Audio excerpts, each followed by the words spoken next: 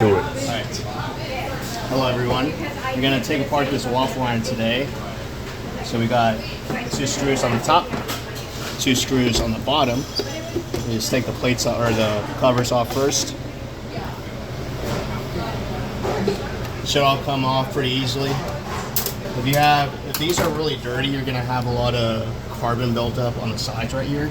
So you may need to have a flathead screwdriver to pry this open. But this is still fairly new, so I'll just be able to just pull it off.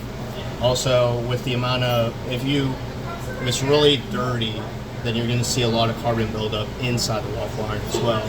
Just keep that in mind. So I got an 8mm socket that we're gonna use to take these off.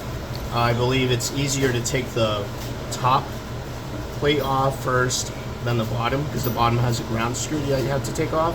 So just gonna take this off first. Something to keep in mind is that if there's a lot of carbon buildup, you just want to be mindful that these may be really hard to take off. So also don't use any electrical tools, because it's really easy to strip these bolts.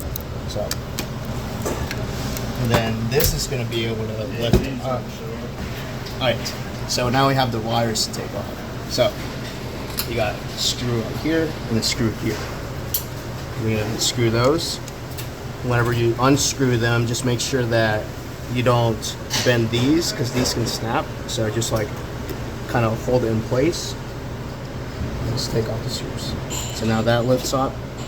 You're going to be able to take this off. And we'll come back to it. We're going to do this bottom one next.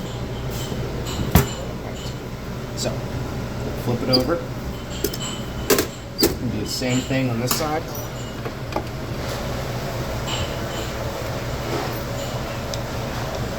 Cover.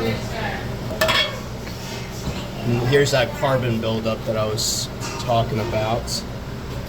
This is like just a month old, so if it's your first time taking it apart, you're gonna see a lot of carbon inside the waffle iron. So I'm gonna take these two again off.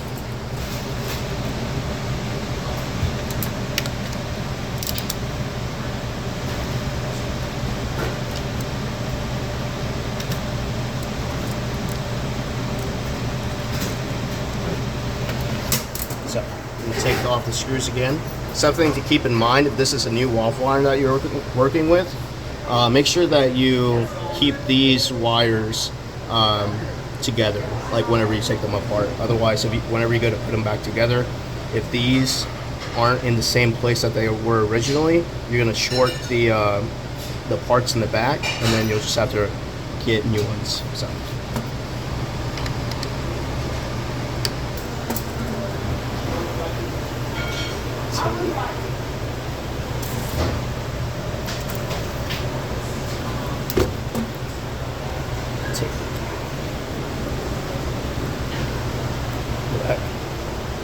Alright, so now if you look right here, you're going to see that there is another screw that we have to take off before we can take off this plate. That is the ground screw. So there isn't a bit small enough with the toolbox that we usually get at the new store, so I'm just going to use pliers. Alright, so we're going to take that out. I usually get like a small cast iron to keep all the screws so I don't lose them. Set that aside for now.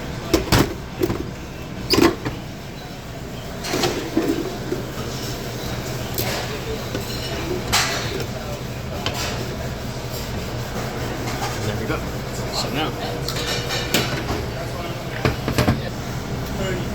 So now we have 4 more bolts that we need to take off.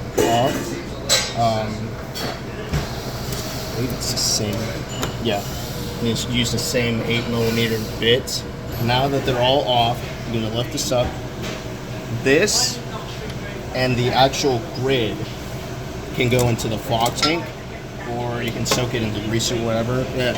And Downtown Asheville, what they did is use the clean sweep and then just let it sit for a day. And just do that until you get all the carbon off. But these two can go into the fog tank if you have a fog tank. I would not recommend doing these. I never tried it, but I don't think that would go very well if you did. So just set those aside. You can clean them by just like chipping off any carbon. And these can also go into the fog machine. Those will come out really clean. I would do 2 days if they're really bad. A day usually does a pretty good job of getting everything off. But yes. And then I would also take these off if you can. Except the plastic. I don't know if it'll eat it away, but I wouldn't risk it. So I'm going to put this in. I would just make sure that this lays flat, because I've had this go under like this thing, and it's not a good time. So.